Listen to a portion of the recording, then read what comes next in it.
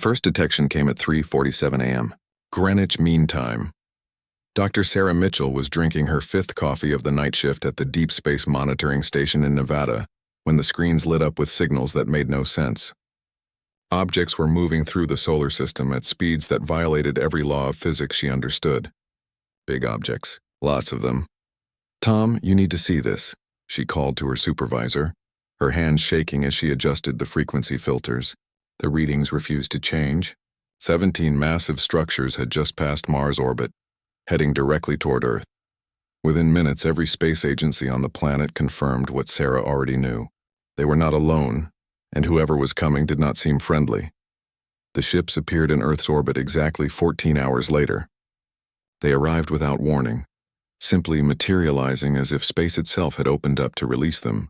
Massive vessels, each one larger than an aircraft carrier, arranged themselves in a perfect geometric pattern around the planet. Their dark hulls absorbed light, making them look like holes punched in the fabric of space. Humanity watched through telescopes and satellites as the alien fleet took position with military precision. The message came 30 minutes after their arrival. Every television screen, every radio, every computer connected to the internet suddenly displayed the same transmission. The alien that appeared was tall and angular, with gray-green skin that looked like armor plating. Its eyes were a deep black without any visible iris or pupil. When it spoke, the words came through in perfect English, though the voice had a mechanical quality that suggested translation technology. "Primitive species of the third planet. I am Warlord Crixnall of the Jothic Dominion. Your world has been selected for incorporation into our empire. You have 72 standard cycles to surrender all military assets and government authority. Resistance is pointless. We have conquered 47 star systems using methods you cannot comprehend. Your technology is centuries behind ours. Your weapons cannot harm our vessels. Choose wisely. Submit, and you will be allowed to live as servants of the Dominion. Resist and your cities will burn." The transmission ended as abruptly as it began. For several seconds, the world simply stopped. Then chaos erupted. In Washington, D.C., the president was rushed to an underground bunker. In Moscow, Beijing, London, Paris, and every major capital, emergency protocols activated that had been prepared for nuclear war, but never for this. The United Nations Security Council convened in an emergency session that began with shouting and ended with a grim realization. Earth was unprepared for interstellar war. General Marcus Webb stood in the Pentagon's command center, watching the displays that tracked the alien vessels. He was a career Navy man, with 40 years of service and gray hair that had started turning white the moment those ships appeared. Around him, officers from every branch of the military argued about response options. None of them were good. "We could try a nuclear strike," suggested an Air Force colonel.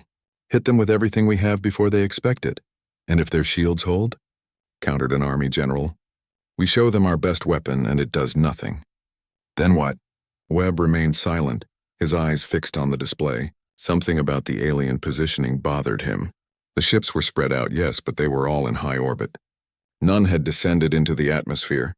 They were scanning, their sensors sweeping across the surface, but there was a pattern to it. They were focusing on land masses, on visible military installations, on cities and infrastructure. "They're not looking at the oceans," Webb said quietly. The room fell silent. Everyone turned to look at him. "What did you say?" asked Admiral Patricia Chen, commander of the Pacific Fleet. Webb pointed to the tactical display.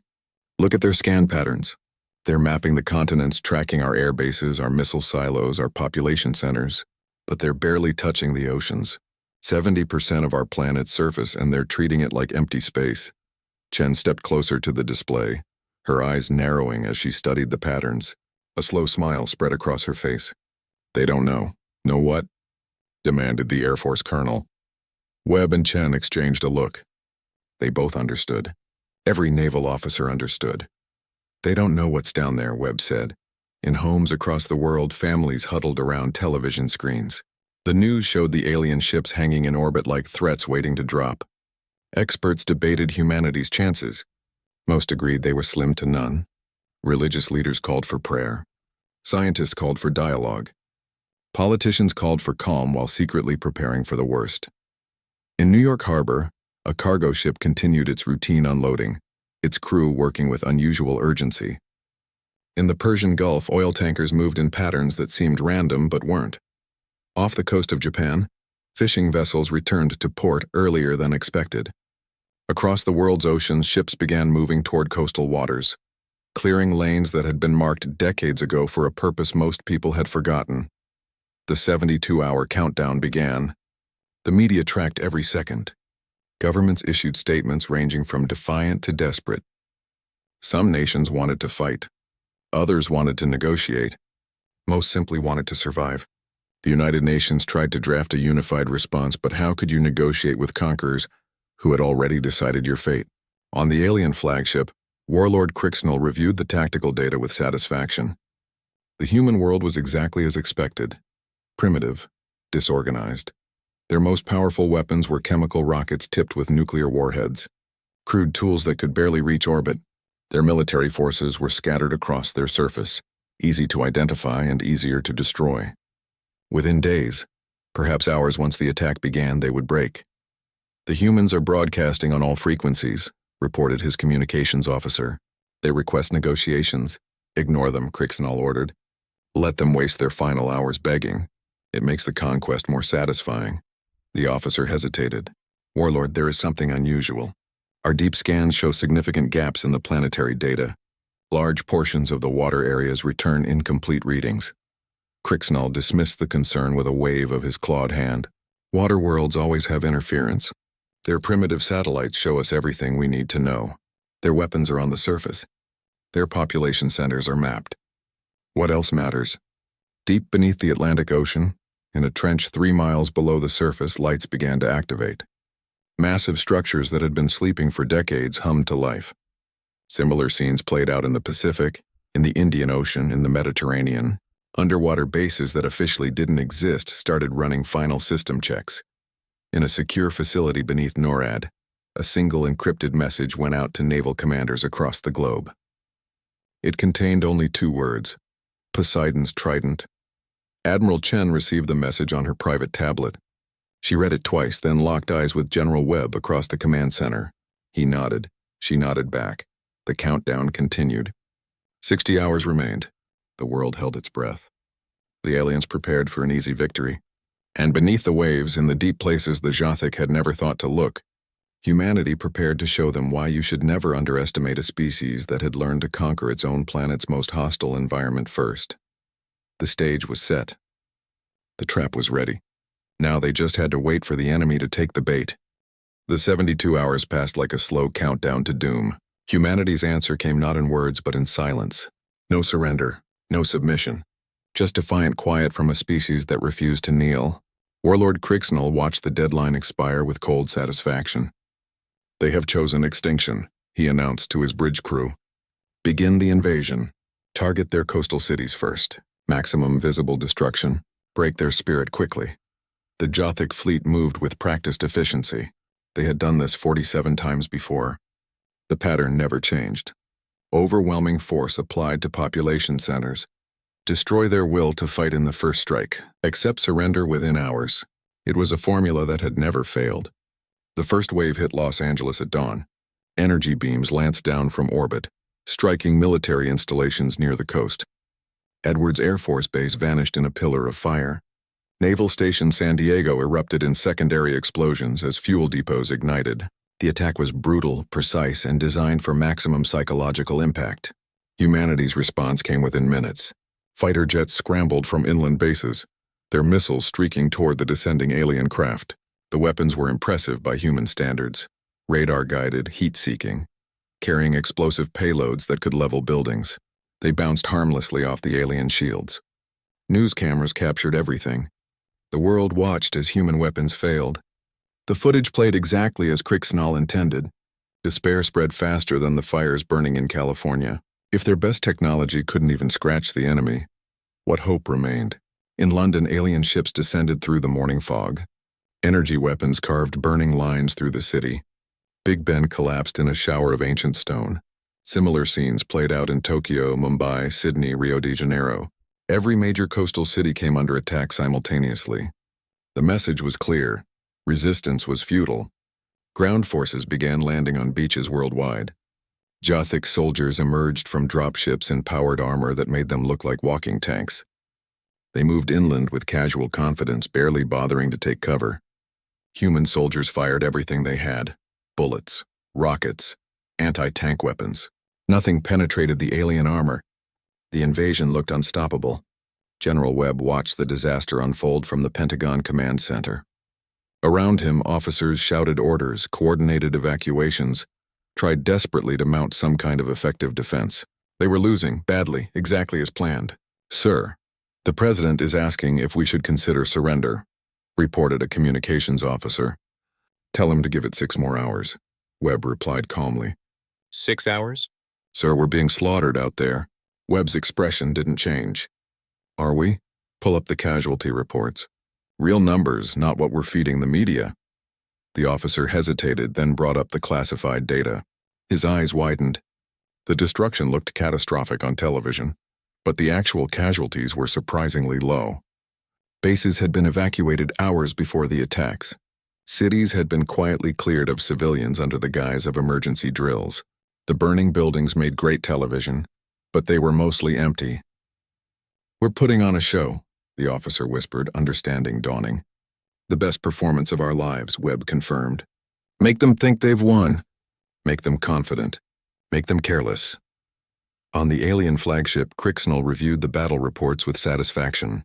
Human resistance had collapsed faster than expected. Their weapons were pathetic. Their soldiers were brave but hopelessly outmatched. Ground forces reported minimal opposition as they advanced inland from the coasts. "The humans are broadcasting surrender offers from 17 different governments," reported his communications officer. "They're fighting among themselves about terms." "Let them argue," Crixnell said dismissively. "By nightfall, they'll have nothing left to negotiate with." "How long until we achieve total orbital dominance?" "Estimated 4 hours, Warlord. Their satellites are being systematically destroyed. Their command and control is fragmenting. Victory is certain." What the Jothic didn't see was happening in the oceans, what their sensors couldn't penetrate, what their intelligence had never considered relevant. Beneath the waves, a different kind of military force was moving into position. Submarine commanders across the world received their final orders. The messages were brief: coordinates, timing, authorization codes that unlocked weapons systems most of humanity didn't know existed. Captain Rachel Torres of the USS Leviathan read her orders 3 times to be sure she understood. Then she turned to her crew. "All hands to battle stations. This is not a drill. Prepare to surface and engage." Her executive officer looked shocked. "Captain, we're 300 miles from the nearest alien ship." "Our missiles don't have that range." Torres smiled grimly. "Our old missiles don't, the new ones do. And they're not expecting anything to come from below." Similar conversations happened on submarines. Worldwide, Chinese, Russian, British, French, Indian even, nations that officially had no submarine fleet suddenly found their underwater assets coming alive. Secret construction projects that had consumed budgets for decades finally revealed their purpose. The USS Leviathan wasn't like the submarines of old. It was 4 times larger than any previous design. It didn't carry nuclear missiles. It carried something far more dangerous. As it rose from the deep, its hull began to open, revealing launch bays that had never appeared in any official documentation. At 1400 hours Greenwich Mean Time, Admiral Chen gave the order that would change everything. One word, transmitted on channels the aliens couldn't intercept because they were carried by underwater cables the Jothic didn't know existed. Execute. The oceans erupted. Not with water, but with fire. Missiles broke the surface from 1,000 locations simultaneously. Not the primitive rockets the aliens had seen before. These were weapons developed in secret facilities, funded by black budgets, designed for a threat most people thought would never come. Hypersonic, plasma-tipped, guided by quantum computers that made real-time calculations the Jothic technology couldn't jam. Warlord Crixnell's first warning was when his shields failed, not weakened, failed completely offline. Emergency alarms screamed across the bridge. "Report," he roared. "Unknown weapons fire from the surface." "No, not the surface. From the water. Multiple impacts across the fleet. Shields are being overwhelmed by... I don't understand the readings. These energy signatures are impossible for their technology level." An explosion rocked the flagship. Then another. Cricksnell watched in disbelief as 3 of his cruisers simply vanished from the tactical display. Destroyed. Gone. By humans. By primitives who weren't supposed to have weapons that could touch his ships. Where did they come from? He demanded. Our scans showed nothing in the oceans. Nothing. They were hiding, his tactical officer said, his voice filled with sudden fear. Under the water. In the deep places. They were waiting. More explosions. More ships dying. The Jothic fleet, positioned perfectly for orbital bombardment, found themselves vulnerable from below. An angle of attack they had never considered. From an environment they had dismissed as irrelevant. On Earth, humanity's forces watched the alien ships begin to fall from the sky. What had looked like defeat suddenly transformed into opportunity. Ground forces that had been retreating turned and engaged with renewed vigor. Aircraft that had fled now returned, targeting alien ships whose shields were failing under the oceanic assault. General Webb allowed himself a small smile. Tell the president we won't be surrendering after all. Tell him to watch the news. The real news, not the show we've been putting on. In living rooms across the world, the narrative changed in an instant. The helpless victims became hunters. The conquered became conquerors. And everyone watching realized the same thing at the same moment. Humanity had been playing dead, drawing the enemy in, waiting for the perfect moment to strike. And that moment had arrived from the depths of the oceans, from the one place the aliens never thought to look. The trap had been sprung. Now came the reckoning. The Pacific Ocean had always been humanity's largest frontier. Now it became their greatest weapon. From depths the Jothic sensors couldn't penetrate, massive structures began to rise. These weren't ordinary submarines. They were underwater cities of war that had been built in secret over 30 years. Captain Torres stood on the bridge of the USS Leviathan as it breached the surface like a mechanical whale. Around her vessel, dozens more emerged. Submarine carriers that dwarfed anything the public knew existed. Each one carried wings of underwater fighters, drones that could operate in both sea and sky, and weapons that made nuclear missiles look primitive.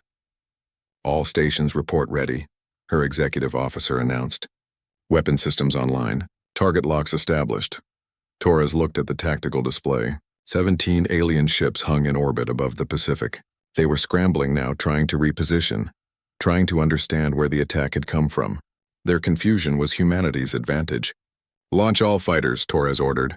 Show them what we've been hiding. The Leviathan's hull split open in sections, revealing launch bays filled with craft that looked like nothing Earth's surface militaries possessed. Sleek vessels that could transition from water to air in seconds. They shot upward in formations of 12, their pilots trained for this exact moment for years. Lieutenant James Park pulled back on his controls as his fighter broke the water's surface. The acceleration pushed him back into his seat. Within seconds he was airborne, his craft's engines switching from hydrojet to plasma drive. Around him, his squadron formed up perfectly.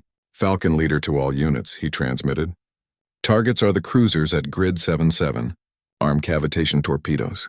These things were designed to work underwater, but let's see what they do to alien hulls and atmosphere. The torpedoes were humanity's secret breakthrough. They created bubbles of vacuum that collapsed with devastating force. In water, they could punch through reinforced steel like paper.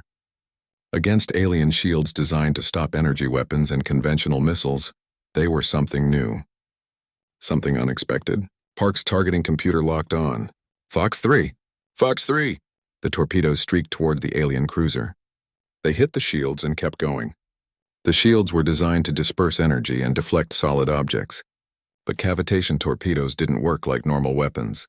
They created voids in space itself. The alien shields simply collapsed around them. The cruiser's hull ruptured in a dozen places. Atmosphere vented into space. The massive ship began to list, its propulsion failing. "Direct hit!" Park shouted. "Their shields can't stop them." Across the Pacific theater, the same scene repeated. Submarine-launched weapons that exploited physics the Jothic had never encountered. Directed energy beams powered by geothermal generators built into deep-sea volcanic vents. Railguns that used the ocean's mineral content to create projectiles that could reach orbit. Humanity had weaponized the entire ocean. Warlord Cricksnell watched his fleet die ship by ship. In 47 previous conquests, nothing like this had happened. The primitives were supposed to be helpless. Their technology was supposed to be centuries behind. But these weapons, these tactics, they were unlike anything in the Dominion's database. "Full retreat," he ordered. All ships to high orbit. Get above their weapon range. Warlord, the weapon range appears to extend beyond our current altitude, his tactical officer reported, his voice shaking. They're hitting us from the planet's surface with precision that shouldn't be possible. Our jamming has no effect. Our countermeasures are useless. Another explosion rocked the flagship. Crixinol gripped his command chair to avoid being thrown across the bridge.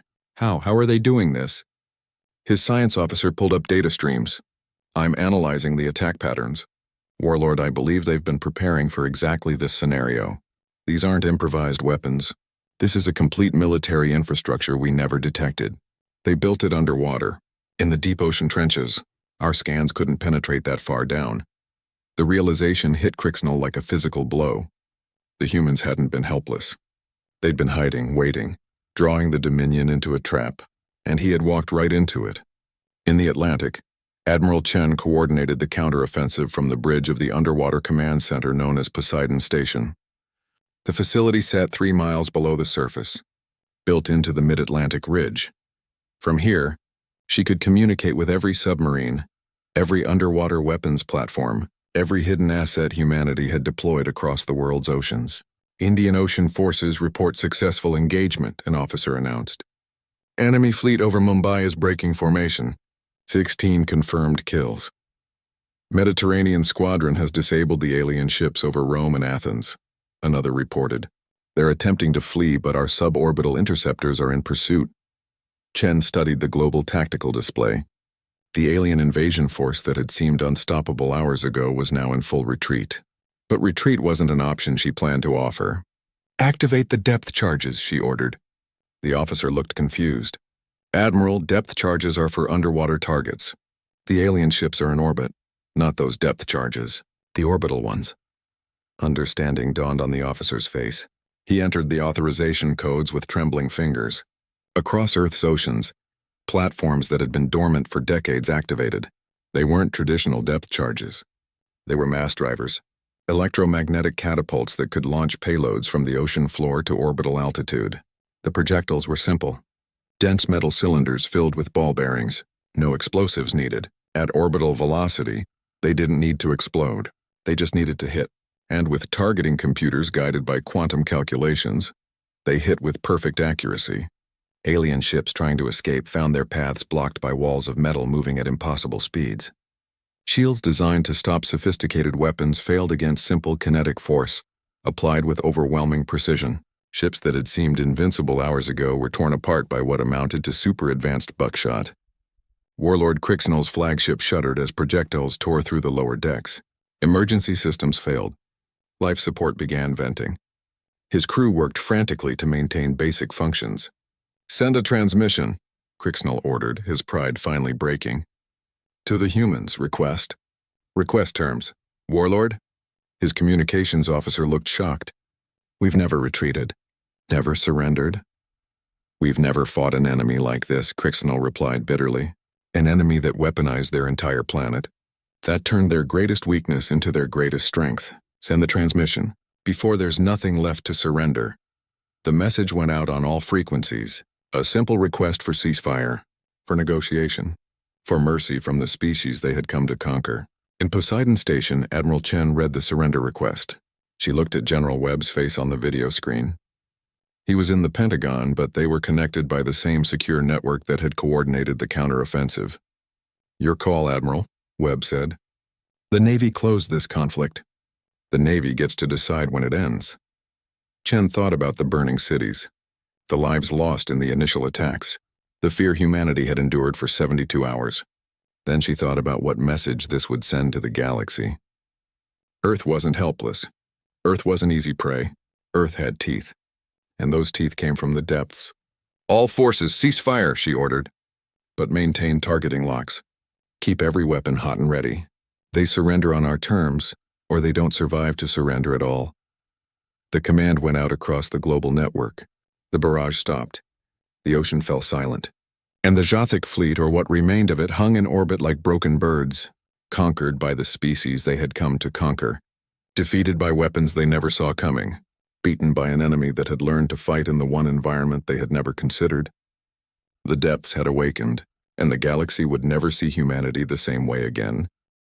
The ceasefire held for exactly 3 minutes before the Jathik attempted their escape. 6 cruisers broke formation and tried to jump to faster-than-light speed. They never made it. Submarine-launched interceptors caught them before their jump drives could activate. The ships exploded in brilliant flashes that lit up the night sky across 3 continents.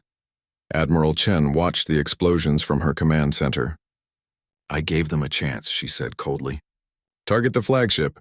One warning shot across their bow. Let's see if Warlord Crixnell is smarter than his captains.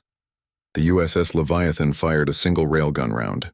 The projectile passed within 50 meters of the alien flagship's bridge, close enough that every sensor on that ship screamed proximity alerts, close enough that Crixnell could see death pass him by. The message was clear. Run again and the next shot wouldn't miss. On Earth's surface, the alien ground forces found themselves in an impossible situation. Their orbital support was gone. Their supply lines were cut. Their commanders were either dead or in full retreat. They were stranded on a hostile planet with no way home and no reinforcements coming. Colonel Maria Santos led her Marine battalion through the streets of San Diego. Hours ago, these same streets had been overrun by Jathik soldiers in their powered armor. Now those soldiers were retreating toward the beaches, desperately trying to reach their dropships. "Cut them off from the landing zones," Santos ordered. "Push them toward the water. Let's see how well that armor works when they can't touch solid ground." Her Marines moved with precision, using tactics developed for amphibious warfare. They knew this terrain. They had trained for urban combat in coastal cities for decades. The aliens were formidable fighters, but they were out of their element. Every corner could hide an ambush. Every building could contain a sniper.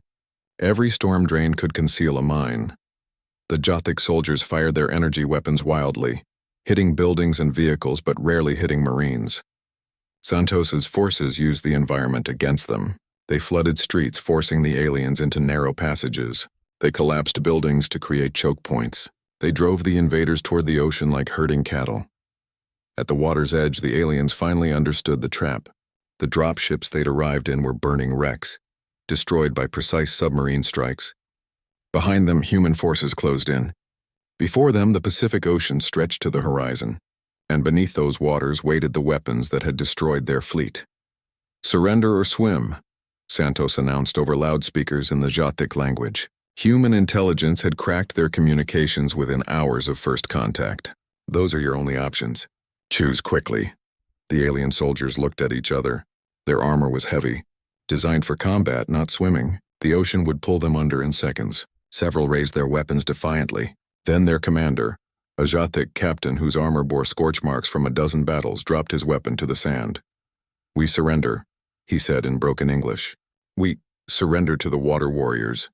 Similar scenes played out worldwide. In Tokyo, alien forces laid down arms in Yokohama Harbor. In London, they surrendered on the Thames. In Mumbai, they gave up on the beaches of the Arabian Sea.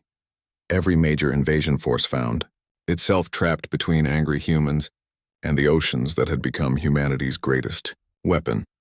Within 12 hours of the counteroffensive beginning, organized Jathik resistance on Earth's surface had ended.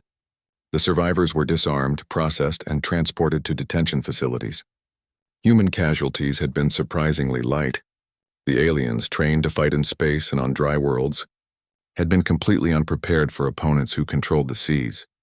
In orbit, Warlord Crixnell sat in his damaged flagship and contemplated the disaster. He had come to conquer a primitive world. Instead, he had led the Dominion's finest fleet into a massacre. Half his ships were destroyed. The other half were crippled. His ground forces were captured or dead, and the humans still had their weapons trained on his position. "Incoming transmission," his communications officer announced. "From the human command." Admiral Chen's face appeared on the screen. She looked tired but satisfied. Behind her, Crixnell could see the command center of what was clearly an underwater facility. The implications made his blood run cold. The humans had built military infrastructure in places his scanners couldn't reach. They had prepared for this war before the Dominion even knew Earth existed. "Warlord Crixnell," Chen said, "I am Admiral Patricia Chen of the United Earth Naval Forces. You invaded our world. You attacked our cities. You killed our people. Now you want to talk about terms. Here are mine. Unconditional surrender. Immediate. Complete. No negotiations. Crixinal's claws dug into his command chair. You would make us slaves? Like we intended for you? No, Chen replied. We're not like you. We don't want slaves. We want information, technology, compensation for the damage you've caused, and most importantly, we want you to deliver a message to your dominion and to the rest of the galaxy. Earth is not defenseless. Earth is not easy prey. Any species that comes here with hostile intent will face the same fate you did. You cannot defeat the entire dominion, Crixinal said, though his voice lacked conviction. We have thousands of ships, millions of soldiers. Then you should have brought more of them, Chen replied. Because what you brought wasn't enough. Not even close. You made assumptions based on incomplete data. You saw a planet covered mostly in water and thought that meant we were weak. You never considered that we might have learned to use that water as a weapon. That was your first mistake. Your last mistake was thinking we would surrender without a fight. Crixinal looked at his tactical display. Every human weapons platform still had perfect lock on his ships. One command from Chen, and his fleet would cease to exist. He had no cards left to play. No leverage. No hope. What do you want from us? He asked quietly. Everything, Chen replied. Your technology. Your star charts. Your knowledge of the galaxy. You came here to take our world. Instead, you're going to give us the tools to reach the stars. Consider it payment for your invasion. The Dominion will never allow— The Dominion isn't here, Chen interrupted. You are. And you have a choice. Cooperate and your crews will be treated fairly under the rules of war. Refuse and we'll take what we want from your wreckage. Either way, humanity is moving into space. The only question is whether you help us or whether we build our first starships from your debris. In the background, Crixinal could see human officers working at stations filled with technology that looked surprisingly advanced. Not primitive at all. Different from Dominion technology but not inferior. These humans had been preparing, planning, building in secret while the galaxy dismissed them as insignificant. You were never primitives, were you? Crixinal said, realization dawning. You wanted us to think that. You hid your true capabilities, Chen smiled. We showed you what you expected to see. Surface cities, old-style aircraft, chemical rockets, all the signs of a developing species. We never showed you the oceans. We never showed you what we built in the depths. And you never thought to look. That's the difference between us, Warlord. We studied you. We prepared for you. We understood that any species capable of interstellar travel would eventually find us. So we got ready. We turned our greatest defensive advantage, our oceans, into the ultimate weapon. And when you came, we were waiting. Crixinal lowered his head in defeat. I will order my surviving ships to comply with your terms. Wise decision, Chen said. Welcome to Earth, Warlord. It's not the conquest you planned, but you'll be staying for a while regardless. We have a lot to discuss, starting with everything you know about faster-than-light travel. By the time we're done, humanity is going to have its own starfleet, and unlike you, we'll know to check the oceans on every world we visit. The transmission ended. Crixinal sat in silence, contemplating how completely he had underestimated these humans. The Dominion had conquered 47 worlds, but Earth would not be the 48th. Earth would be the one that got away, the one that fought back, the one that won, and soon Earth would be the one coming to visit the Dominion, not as prey, as equals, or perhaps as something more. 96 hours after the counteroffensive began, the last Jothic soldiers laid down their weapons. The invasion that was supposed to last days and end in human surrender had instead become the Dominion's greatest defeat. The war was over. Humanity had won. General Webb stood in the Pentagon briefing room, addressing representatives from every nation on Earth. Behind him, screens showed the alien fleet in controlled orbit, now under constant surveillance by submarine-launched satellites. The ships that had come to conquer were now prisoners, their crews awaiting processing. The final count is in, Webb announced. We destroyed or captured 73% of their invasion force. The remaining ships are damaged and unable to jump to light speed. We have 12,000 Jothic prisoners, including Warlord Crixinal himself. Human casualties were 3,000 dead, 8,000 wounded. Considering we faced an interstellar invasion force, those numbers are remarkably low. How is that possible? Asked the French ambassador. They had superior technology, superior numbers in orbit. They had superior space technology, Webb corrected, but they knew nothing about fighting in or from Earth's oceans. That was their fatal blind spot. While they spent centuries perfecting space warfare, we spent the last 30 years preparing for exactly this scenario. Project Poseidon wasn't just about building submarines. It was about turning our oceans into the ultimate defensive weapon. Admiral Chen stepped forward. Every major naval power contributed. The United States, China, Russia, Britain, France, India, Japan. We pooled our resources and our best minds. We built weapons platforms in ocean trenches. We created underwater cities that could sustain military operations for years. We developed fighters that could operate in water and air. We did all of this in secret, knowing that someday someone would come. And when they came, they never suspected, Webb continued. The Jothic scanned our surface. They saw our cities, our conventional military, our public technology. They made assumptions based on what they could see. They never imagined what we had hidden beneath the waves. The room fell silent as the implications sank in. Humanity had played the long game. They had prepared for a threat that might never come. And when it did come, they were ready. In a secure facility in Colorado, human scientists worked alongside Jothic engineers who had agreed to cooperate. The deal was simple: share technology willingly, receive fair treatment and eventual repatriation, refuse and face war crimes trials for the invasion. Most chose cooperation. Dr. Sarah Mitchell, the astronomer who had first detected the alien fleet, now found herself examining a Jothic jump drive. The alien engineer, whose name translated roughly to tech, explained the principles through a translation device. The drive folds space, Tech said. It creates a bubble that moves faster than light without actually exceeding light speed. But it requires enormous energy, and it needs several minutes to charge for each jump. That's why you couldn't escape, Sarah realized. Our weapons hit you before you could charge the drives. Tech made a gesture that the translator interpreted as agreement. We underestimated your response time. We thought we would have hours to retreat. Instead, you struck within minutes. From directions we never anticipated. From the water. We never thought to scan the deep oceans. Most worlds we conquer have shallow seas. Or no water at all. Your planet is unique. 70% covered by deep water. You adapted to that environment. Weaponized it. That adaptation defeated us. Sarah looked at the jump drive schematics. How long until we can build our own? With your industrial capacity and our technical knowledge? Perhaps 5 years. Maybe less. Your species learns quickly, adapts quickly. That is both impressive and terrifying. Similar exchanges happened across multiple facilities. Jothic weapons specialists explained energy shield technology. Jothic astrogators shared star charts showing thousands of inhabited systems. Jothic medical officers provided biological data on dozens of alien species. The flood of information was overwhelming, but human scientists absorbed it eagerly.